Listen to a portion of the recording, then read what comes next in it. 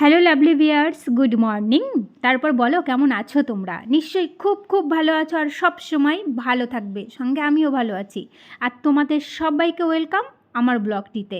আশা করি আজকের ব্লগটিও তোমাদের ভালো লাগবে। আর কয়েকটা টিপস আমি তোমাদের সঙ্গে শেয়ার করব, যেটা আমি খুব খুব ভালোভাবে পালন করি। তাই ভাবলাম তোমাদের কেন শেয়ার করব না। তো ভিডিওটা পুরো দেখো, স্কিপ করো না। আশা করি একটু হলেও হেল্প হবে বা কাজে লাগবে সবার। তো আমি দরজা দিয়েই শুরু করলাম আজকের ব্লগটি। তাই দরজা নিয়ে অনেকগুলো কথাও বলবো। এটা আমার সদর দরজা বা মূল দরজা। প্রথমেই দেখতে পেলে দরজায় আমার অনেকগুলো চিত্র খোদাই করা রয়েছে। তো এর মধ্যে আমি বলি, বাড়ির মূল দরজায় না স্বস্তিক চিহ্ন বা ওং চিহ্ন রাখা খুব ভালো। এতে কি হয়, মালিক পক্ষ বা তার পরিবারের অশান্তি থেকে দূর থাকে, অসুস্থতা থেকে দূর থাকে।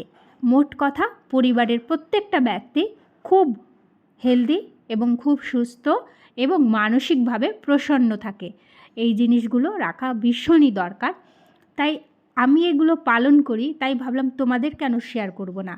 দেখতেই পাচ্ছ আমার দরজাটা দেখো, এখানে কিন্তু আমার বড় করে ওং করা রয়েছে, সঙ্গে স্বস্তিক চিহ্ন রয়েছে, আর একটা ঘট রয়েছে, একটু ফুল রয়েছে। এরকম করে কিন্তু আমার দরজাটা আমার ইচ্ছা মতো বানিয়ে নিয়েছিলাম।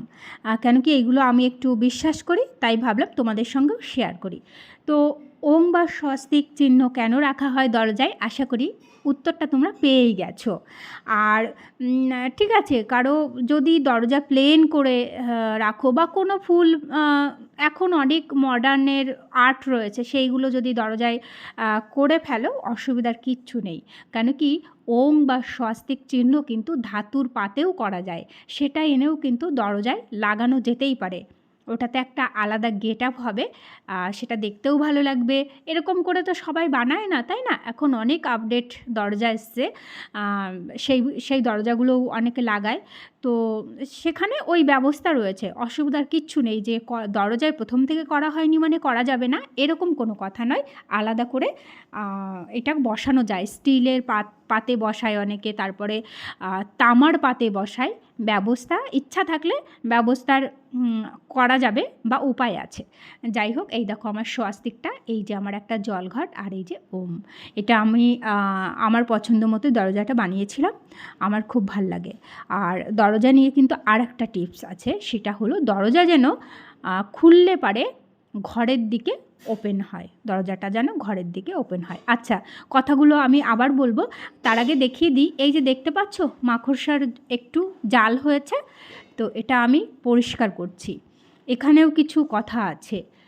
ঘরের মধ্যে কখনো মাকড়সার জাল হতে দেওয়া উচিত নয়, আমাদের সবসময় পরিষ্কার রাখা উচিত। এটাও কিন্তু বাস্তুমতে নিষেধ করা হয়, যে দরজার সঙ্গে থাকলে তো আরও বারণ করা হয়, মেন দরজা বা মূল দরজার সঙ্গে থাকলে।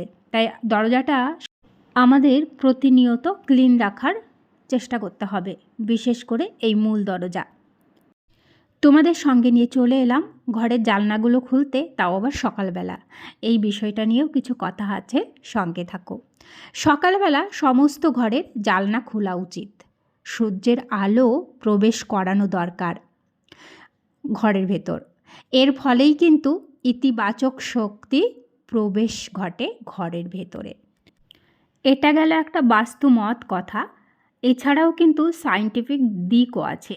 প্রত্যেকটা রুমের ভেতরে যদি সানলাইট প্রবেশ করানো যায়, তাহলে যে সারাদিনের যে জীবাণু, সেইগুলো কিন্তু সানলাইটে মরে যায়। অনেক এমন জীবাণু আছে যেগুলো দেওয়ালে থাকে, কিন্তু যথাযথ সানলাইট পাওয়া মাত্র তারা মরে যায়। তো এই ব্যাপারটা তো রয়েছে। আর সেই জন্য সায়েন্টিফিক এবং বাস্তুমতে ঘরের ভেতর সকালে রোদ্দুরটা খাওয়ানো উচিত। এই জন্য প্রত্যেকটা জানলা খুলে দিয়ে কিছুটা রোদ্দুর ঢুকলো, তারপরে পরে বন্ধ করলেও হবে। এতে কি হয়, পরিবারের বাড়ির প্রত্যেকটা সদস্য কিন্তু সুস্থ সবল থাকে। এদিকে একটু আমাদের খেয়াল রাখলে ভালো হয়। তো তোমাদের সঙ্গে গল্প করতে করতে না আমি আবার একটু জানলাগুলোকে ডাস্টিং করতে শুরু করে দিয়েছি। আজকে অবশ্য শুকনো ন্যাকড়া নয়, আমি আজকে ভেজানো ন্যাকড়াতে একটু পরিষ্কার করছি। আর এটা করতে আমার বেশি সময় লাগে না, কেন বলো তো, আমি প্রায়ই পরিষ্কার রাখি তো, যার জন্য খুব তাড়াতাড়ি হয়ে যায়। ওই হিসাব করে দেখলে 5 মিনিটের মধ্যে হয়ে যায়, কারণ বেশি ময়লা করে ফেললে তখন সময়টা বেশি যায়, কষ্টটাও বেশি হয়, যার জন্য অল্প থাকতে থাকতে করার চেষ্টা করি, খুব তাড়াতাড়ি হয়ে যায়। তো দরজা নিয়ে কথাগুলো আমার পুরোপুরি এখনও শেষ হয়নি, যার জন্য আবার মনে পড়লো যে হ্যাঁ, বলা হয়নি তো। আচ্ছা, বলছিলাম যে দরজা যখন খুলে যেন ঘরের মধ্যে দিয়েই দরজাটা ওপেন হয়, সেই দরজা কিন্তু একদম খুবই ভালো, বাস্তুমতে খুবই ভালো। আর আমরা এরকমই করে থাকি, কিন্তু মাঝে মধ্যে আমি কয়েকটা বাড়িতে দেখেছি সেই দরজাগুলো কিন্তু বাইরের দিকে ওপেন হয়। সেই ধরনের দরজা করা একদমই ভালো নয়, আমাদের শাস্ত্রমতে সেটাকে নিষেধ করা হয়। কেন কি, ওই ধরনের দরজা কিন্তু বলা হয় যে বাড়ির যে কর্তা, তিনি কিন্তু নানান দুশ্চিন্তা এবং অসুস্থতা তাকে গ্রাস করে।